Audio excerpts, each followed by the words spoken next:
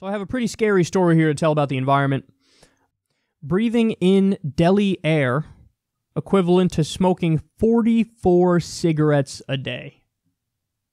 This is from CNN. They say earlier in the week they had to close schools because in Delhi the air was so bad that they didn't want anybody going outside. They banned incoming trucks and they halted construction projects.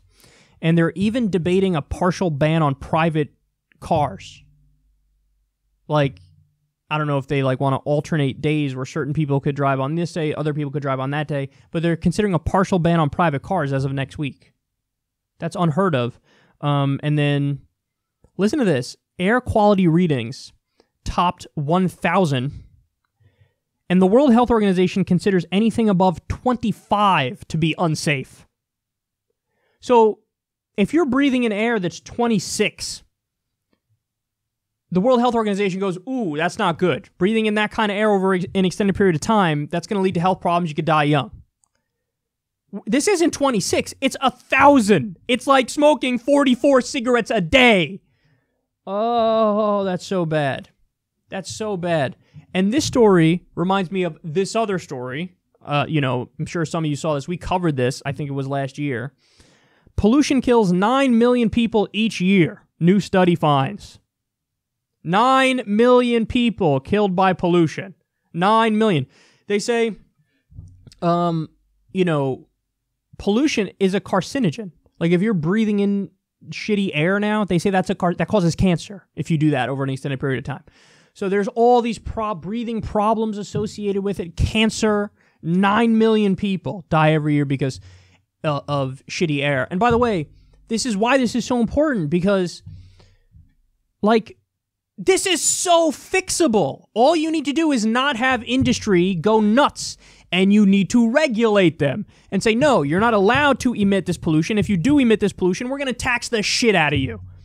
And then they don't do it because they're financially incentivized to not pollute, so they got to find another way.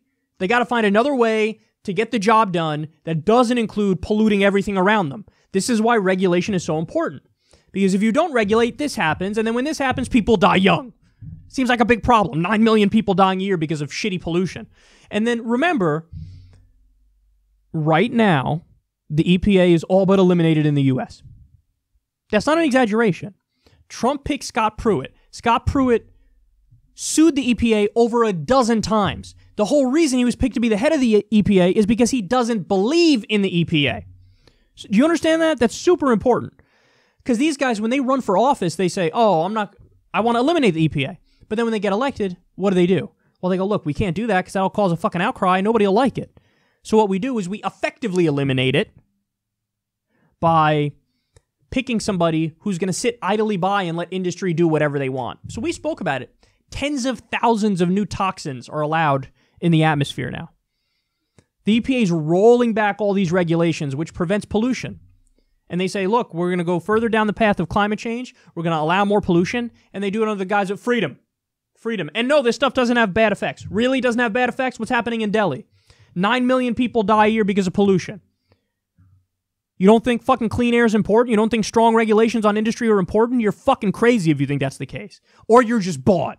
And that's the case. They're bought by industry, and they don't care. They don't care if the air goes to shit. It's irrelevant to them. Well, they're science deniers, so who knows if they really, truly get it. But even if they get it, and they get it's going to get a lot worse, and the air is going to be worse quality, and people will die, they don't care. It's whatever, it happens off in the future, and it's not me and my kids. I live in a part of town that doesn't have all these industry. Whatever. I'm telling you, man, this is one of the biggest issues, and we almost never talk about it. Regulation saves lives. Rules that give us clean water, clean air, saves lives, and you could save millions of lives if you had effective regulation the world over to try to prevent industry from running amok.